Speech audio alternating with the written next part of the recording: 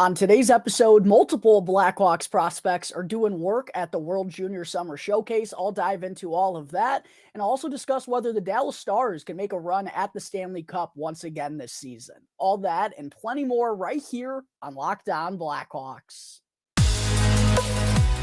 You're Locked On Blackhawks, your daily podcast on the Chicago Blackhawks. Part of the Locked On Podcast Network, your team every day.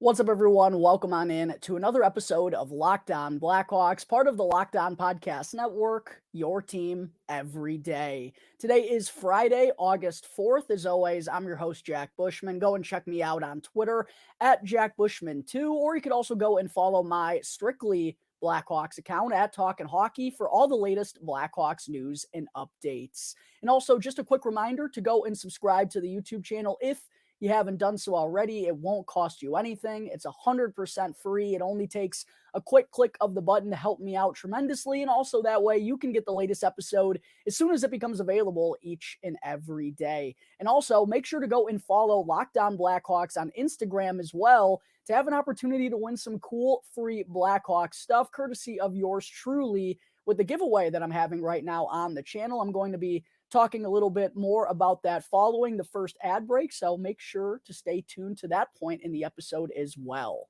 All right, enough of that, everyone. As always, good afternoon. Thank you all for joining me on another episode of Locked On Blackhawks, your one-stop shop for all things Chicago Blackhawks. And thank you all for making the show your very first listen here to start off your day. I hope everyone's Friday, or if you're tuning into this on Saturday or Sunday, I hope the weekend is treating you lovely. And to open things up here on the show, I wanted to open up with a little bit of an update from the 2023 World Junior Summer Showcase that's actually wrapping up today in Plymouth, Michigan. And some of you may have seen the episode that I dropped, I believe, last Friday, where I discussed how there are 4 Blackhawks prospects playing for Team USA here in this summer showcase in Frank the Tank Nazar, Oliver Moore, the 19th overall pick in this year's draft. And I still cannot believe that he went 19th overall, along with fellow former first-round pick Sam Rinzel and 2022 third-round pick Gavin Hayes. All 4 of them are playing for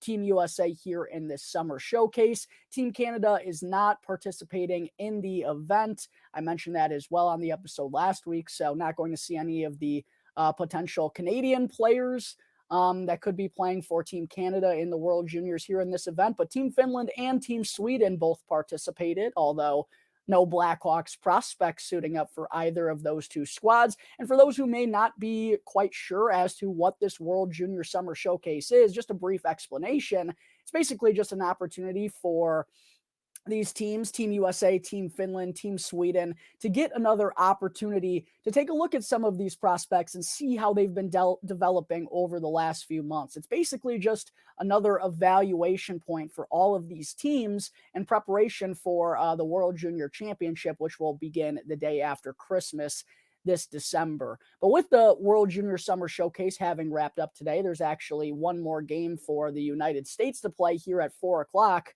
Oliver Moore will be playing in that one. But what a performance we saw from a couple of these Blackhawks prospects throughout the summer showcase.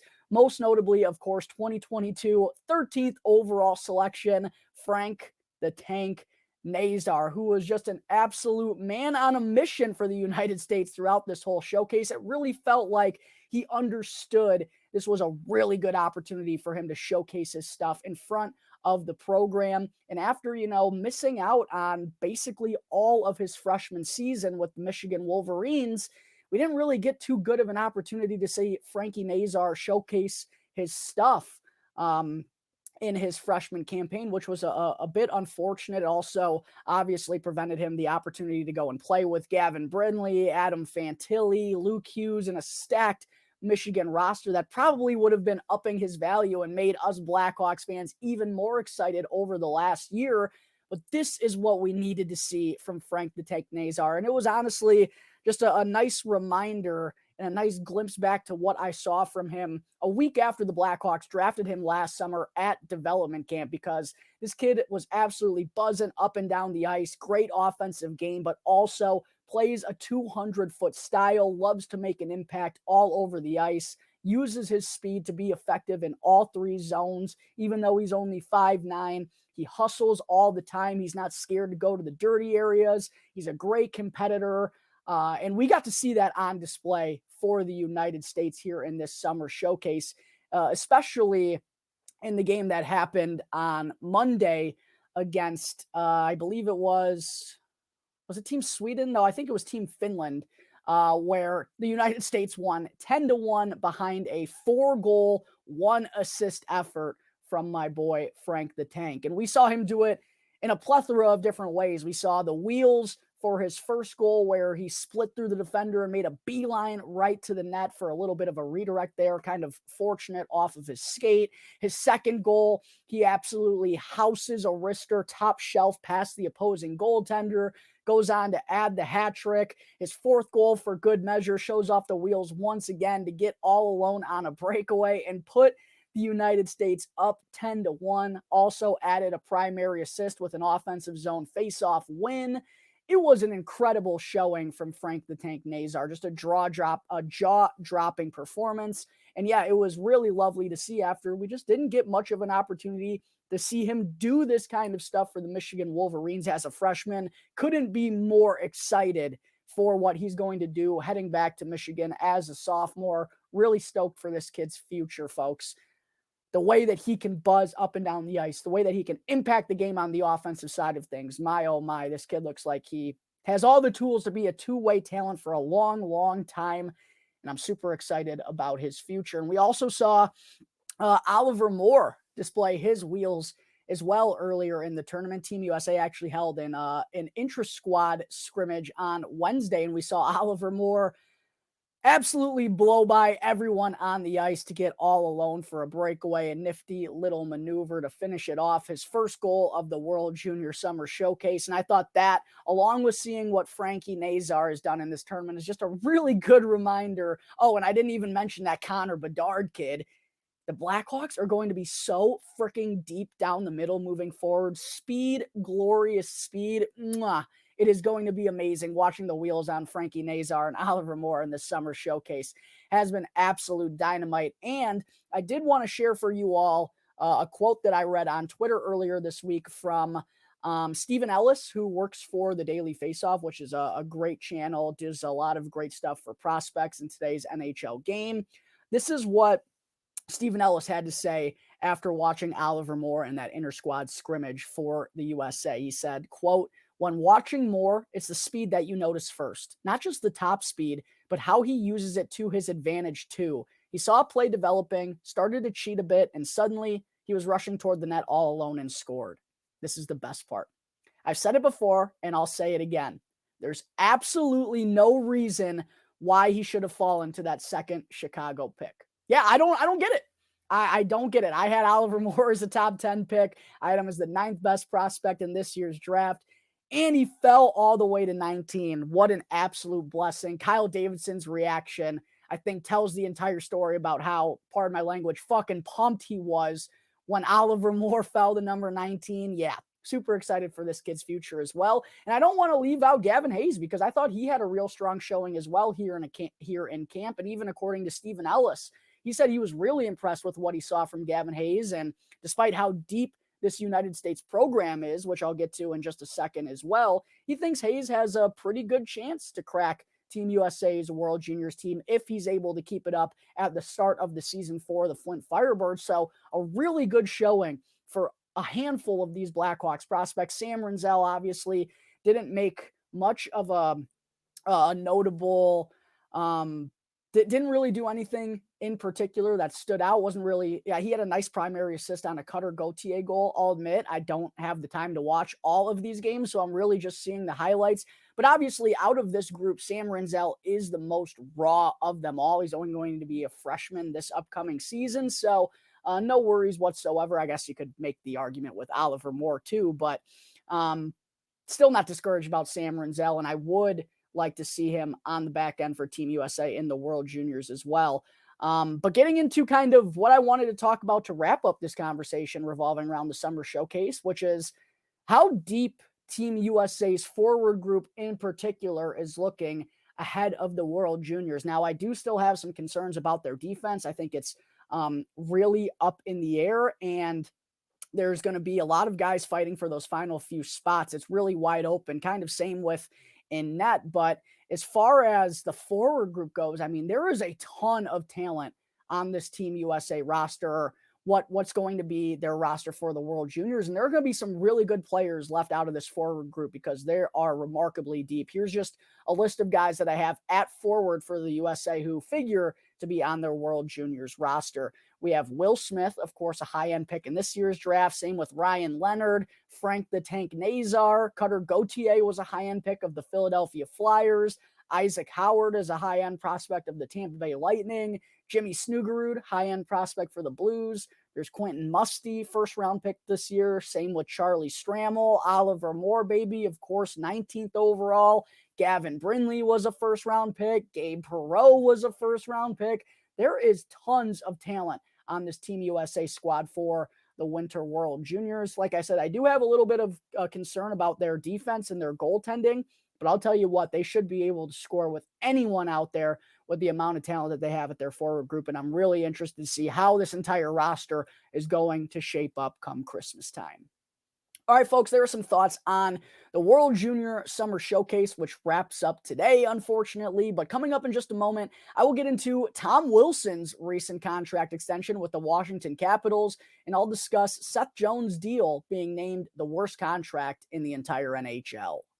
But first, I need to talk to you all about FanDuel. Take your first swing at betting on Major League Baseball on FanDuel and get 10 times your first bet amount in bonus bets up to $200. That's right. Just bet $20 and you'll land $200 in bonus bets, win or lose. That's $200 that you can spend betting everything from the money line to the over-under to who you think is going to hit the first home run. And oh, baby, have I been riding hot lately with my Chicago Cubs, who all of a sudden seem to have some life in the NL Central. It has been a crazy last few weeks. Dansby Swanson, the Cubbies have been winning me a lot of money. There's no better place to bet on the MLB than FanDuel, America's #1 sportsbook. So sign up today and visit FanDuel.com/lockedon to get up to $200 in bonus bets.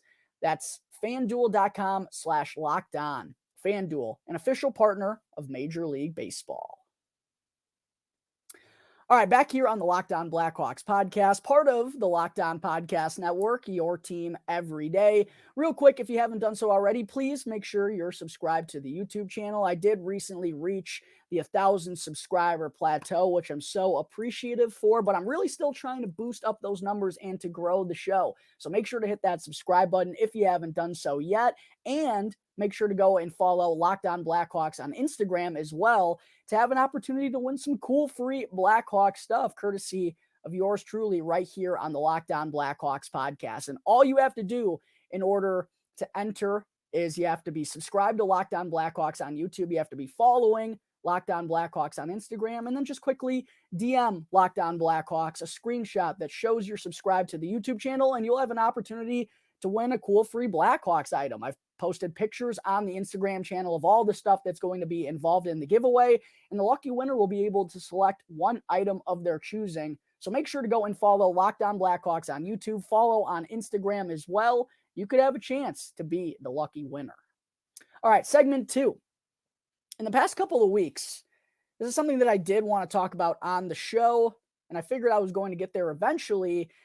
But with Tom Wilson, 30-year-old Tom Wilson signing a 7-year deal with a $6.5 million AAV earlier today with the Washington Capitals, I figured it would be a good time to kind of talk about the 10 worst contracts in the NHL, which was a conversation at The Athletic, an article that The Athletic posted late last week, I believe, or maybe earlier last week. But the reason why it got on Blackhawks fans' radar so fast was because who came in at number 1? None other than defenseman Seth Jones. That's right. The Athletic feels that defenseman Seth Jones has the worst deal in the entire NHL. I'll actually go through the entire top 10 that The Athletic ranked. But this frustrates me. And before I dive into my argument, I will say $9.5 million for Seth Jones is an overpayment. There's no way, shape, or form about it. Seth Jones does not deserve to be making $9.5 million a year. That's an overpay. But that does not mean he's a bad defenseman. And when you're talking about the worst contracts in the NHL, it's a two-parter question. It's the play on the ice plus the contract. And I think it's completely unfair to have Seth Jones at number one here with the way that he's played the last 2 years. Now, I know basically half the Blackhawks fan base is split on this, and there are probably people watching this saying, oh, Seth Jones is terrible. I don't believe that for a second. It feels like it's just kind of a narrative that's been tossed out there ever since he signed that deal, which, by the way, Stan Bowman gave him. It's not like Kyle Davidson gave him this. Why are we still upset about the Seth Jones deal? I don't really understand it, because if any of us were in that situation, we would have signed for as much money as possible. It's not Seth's fault. And at the end of the day, is he a true number one defenseman on a Stanley Cup winning team? No. He's going to need some big time help in order for that to happen. But that doesn't mean he's a bad defenseman. And I think the narrative around Seth Jones is completely unfair because of his contract. And I think people that don't watch the Blackhawks night in and night out don't really know how big of an impact he's had on this team. Now, does he have defensive flaws? Yes, he gives up a lot of scoring chances. He has some breakdowns, but he also is a unicorn on defense for the Blackhawks with the abilities that he does have. By far their best goal-scoring defenseman, by far their best point-producing defenseman, by far their best defenseman on the power play, one of the only defensemen on the roster that can carry the puck up through the neutral zone, that can go and start offense the other way, that has good outlet passes. I mean, there are a lot of things that Seth Jones does well, but instead people just think about that $9.5 million price tag that comes along with him. So I'm going to kind of talk about this a little bit, but before I do, I did want to be sure to mention the top 10 as ranked by The Athletic. Seth Jones came in at number one. He's still got 7 years left at $9.5 million. Colton Parayko, interestingly enough, was number two at 7 by 6.5. Jonathan Huberdeau came in at 3 with 8 years left at $10.5 million. Tyler Seguin's fourth. He has 4 years left at 9.85. That's a pretty bad deal. Marc-Edouard Vlasic. I mean, much respect to Alex Vlasic's cousin. And he's still a Warrior, and he still suits up for the San Jose Sharks. That, in my mind, might be the worst contract in the entire NHL. 3 years left, still at $7 million. He's already 36 years old. Braden Shen comes in at number 6, the second member of the St. Louis Blues on this list. 5 years at $6.5 million. Travis Sanheim comes in at number 7, 8 years at $6.25 million. Ryan Strome's 4 years at $5 million flat. Darnell Nurse is number 9, 7 by 9.25. And then Nicholas Backstrom rounded things out, coming in at number 10.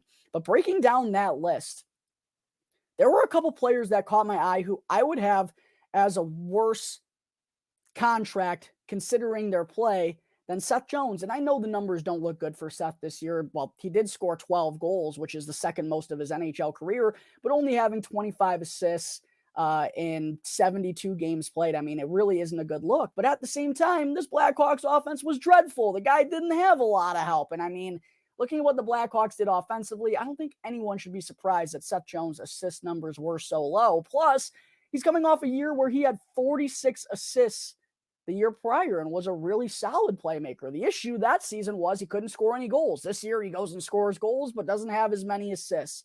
Look, again, I don't think Seth Jones is the number one that he got paid to be, but the play isn't as bad as I personally think some of these other guys. Like Colton Parayko, I think might have a worse contract than Seth Jones, and I know it's for $3 million less per season, but Colton Parayko, low-key, by the way, is 2 years older than Seth Jones at this point in time. Let's look at these numbers the last 2 years. Colton Parayko, 4 goals, 23 assists, 27 points in 79 games last year.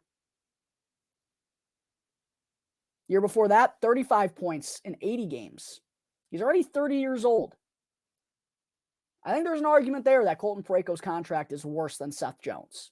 I also think Marc-Edouard Vlasic, like I said, I think you can make an argument there. Now, I'm not really going to talk too much about his offensive numbers because that's never what he's been known as throughout his entire career. But the fact that he's going to be 37 this year and he still has 3 more years left.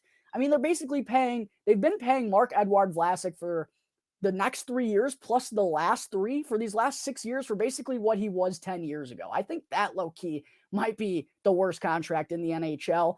But the one that really, the two that really I think have the bigger gripe are Travis Sanheim and Darnell Nurse. The one thing I will say about Sanheim, he is still a little bit younger. He's actually 27, only 1 year younger than Seth Jones. And I do think there's a little bit more runway for him still to develop, but he had 23 points in 81 games last year, 31 points in 80 games the year before that.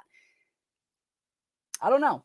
For a former first-round pick that was talked about offensively a lot, I think that's a pretty bad deal. 8 years left at $6.25 million. If Travis Sanheim doesn't become a stud number 1, I mean, at that price tag, it's probably a number 2, number 3.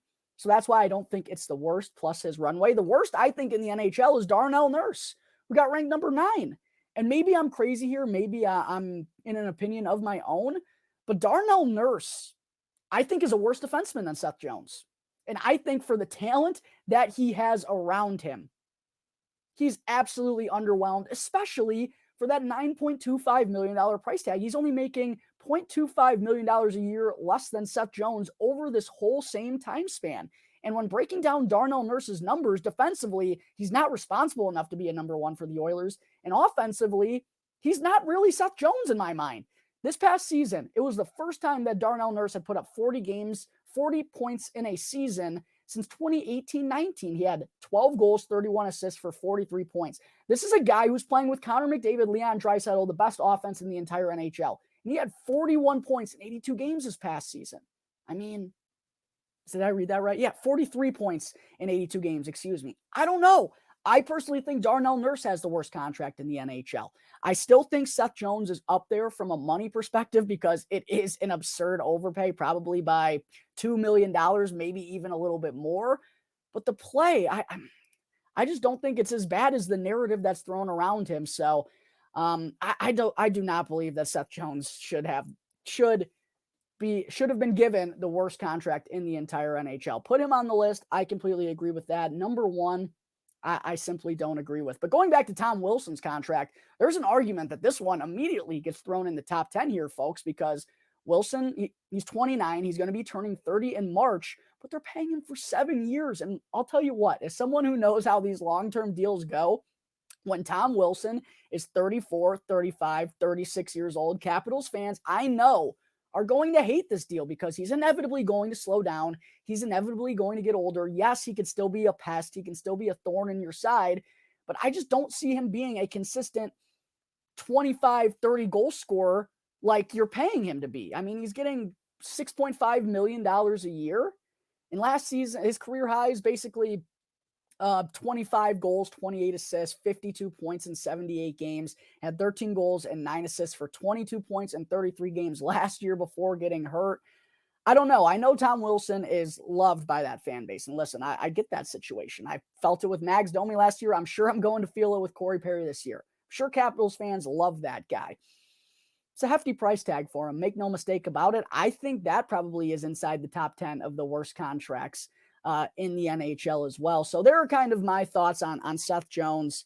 I didn't want to re-rank these or anything. I think they'd be a little bit more difficult, but there are at least 2 or 3 guys on this list that I personally would have ranked above Seth Jones, but that's just my personal preference. And hopefully Seth Jones, as the Blackhawks start to get more talented and start to add some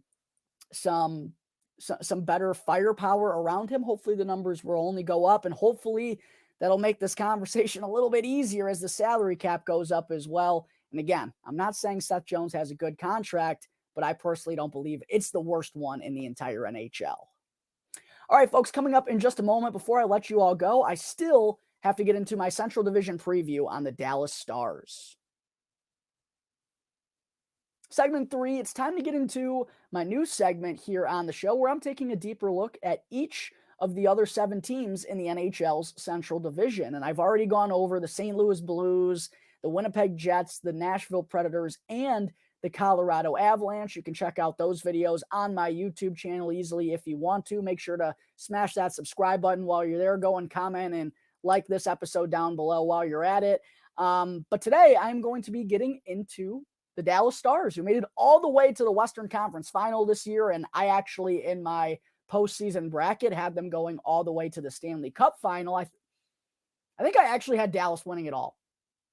I believe I did have Dallas winning it all. Who did I have out of the East? No, I know my Stanley Cup Final matchup was Dallas versus Rangers. I can't remember who I had winning. Regardless, the Dallas Stars ended up getting bested by the eventual Stanley Cup champion Vegas Golden Knights in a 6-game series there, but still a very solid, very impressive season from the Dallas Stars. And I think they're in a really intriguing position. And personally, I think they're in one of the best spots in the entire NHL. But getting into the Stars last season, they wound up finishing 47, 21, and 14. That was good for 108 points and second place in the Central Division, just 1 point back of the Colorado Avalanche. And I got to give them credit. They may have made moves at the deadline to improve themselves. Obviously, they went out and acquired Max Domi from the Chicago Blackhawks, and they made a run for it. And I have to give them credit because they tried their best to go at it, and they gave it a heck of a run. And what's interesting is, despite a lot of their old core just getting older and older and older, I really do feel like they're in a very, very pretty spot to kind of retool and keep this thing going on the fly here, even though, like I said, some of their older stars and some of their known players that have been around for a while are starting to get older and older and older. And because of that, because they're still around and still on the books, making decent coin, that kind of put general manager Jim Nill and head coach Pete DeBoer in a little bit of an interesting spot this offseason, because there just wasn't a whole lot of financial freedom or financial room for the Dallas Stars to kind of go out and add more pieces to try and get them over the hump. You know, they just weren't able to go out and make any big time splashes, is what I will say. And that's because they have Jamie Benn at 34 years old. He's got 2 more years under contract. Tyler Seguin at 31, 4 more years under contract. 38-year-old Ryan Suter has 2 more years under contract as well. They have key pieces that are not getting any younger and still, like I said, make pretty decent coin. However, they do have a up-and-coming young group of studs that are going to be the next faces of the franchise. And Jason Robertson, obviously, Rupe Hintz has been doing some great stuff these last couple of years. Wyatt Johnson burst onto the scene last year. They went out and added Mason Marchman a couple of years ago. They also have Ty Dellandrea, who's only 23. Miro Heiskanen is really coming to his own these last handful of years. They got Thomas Harley on the back end. Niels Lundqvist, who they went out and acquired as well. There's no denying it. It looks like it could be a very bright future for the Dallas Stars in these next 5, 6, 7, 8 years. And their only real problem was they just didn't have a lot of money in this offseason to go out and get what they needed right now. So kind of looking at the moves that they were able to make in the offseason, only a couple. They went out and signed Matt Duchene to a 1-year, $3 million contract after he got bought out. They also gave Craig Smith, a pair of former Nashville Predators here, a 1-year, $1 million deal. But those were the only notable outsiders that they really brought in, because they did bring back Evgeny Dadonov, who they acquired at the deadline. They also had to give Ty Dellandrea a new deal as a restricted free agent, and same with Joel Hanley as well, who they brought back. So I thought they did a pretty good job with the financial situation they were in, and they only lost Max Domi and Luke Glendening really from their NHL regulars that suited up for Dallas in the postseason. As far as their first round picks from last year, they didn't have any in the 2023 NHL draft. They had one in 2022, which they took Liam Bichelle as their first round selection. And the year prior to that, Wyatt Johnston was their first round pick. But they don't have the deepest prospect pool in the entire NHL. They were ranked 16th at the midway point of last season, but that's also because Wyatt Johnson jumped onto the scene and he was probably their number 1 prospect. Other than that, they were ranked 16th, like I said, at the midway point of last season, led by Logan Stankoven, Maverick Bourque, and Thomas Harley. Those are kind of their up-and-coming prospects. But they have, especially at the forward group in my mind, maybe the deepest forward group in the entire NHL. And I think I said something similar about the Colorado Avalanche when I broke them down recently. But this is a really talented forward group that the Dallas Stars have. Joe Pavelski, Rupe Hintz, Jason Robertson, Jamie Benn, Tyler Seguin are still there. Mason Marchment, Wyatt Johnson is going to get only a bigger and bigger role moving forward. They have Radek Faksa. They added Matt Duchene. They bring back Evgeny Dadonov. They still have Ty Dellandrea. They have Craig Smith. They have Sam Steele. I mean, it's a really, really deep forward group that the Dallas Stars have, and a reason why I like them in the Stanley Cup playoffs. I don't know why I said it like that, but it was the first thing that came to my mind. I really always trust their defense and goaltending combo these last couple of years. And when you have that, it feels like it's what you need to win Stanley Cups. Maybe they need a little bit more size on the back end.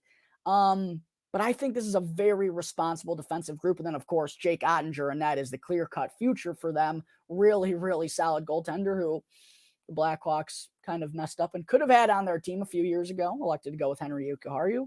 It's all right.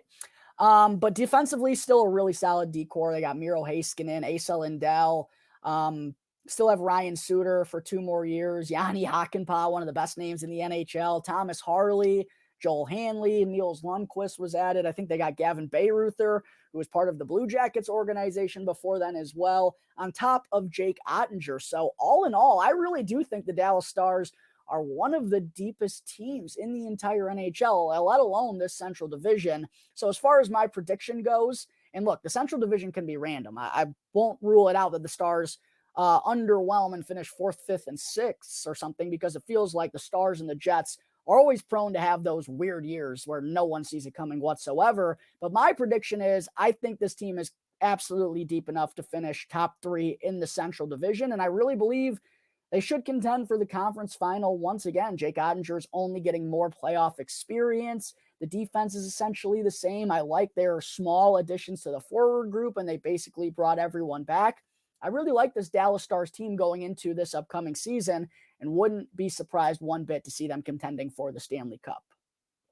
All right, folks, I think that is going to wrap up Friday, August 4th episode of Locked On Blackhawks. As always, thank you all again for tuning into the show, and be sure to go and follow Locked On Blackhawks for free right now, wherever you may be listening to your podcast, and to go and subscribe to Locked On Blackhawks on YouTube, and you can get the latest episode as soon as it becomes available each and every day. As always, I'm your host, Jack Bushman. Go and show me some love on Twitter at JackBushman2, or you could also go and check out my Strictly Blackhawks account at Talkin' Hockey for all the latest Blackhawks news and updates. So until tomorrow's episode, it's going to do it here for the Locked On Blackhawks podcast, part of the Locked On Podcast Network, your team every day.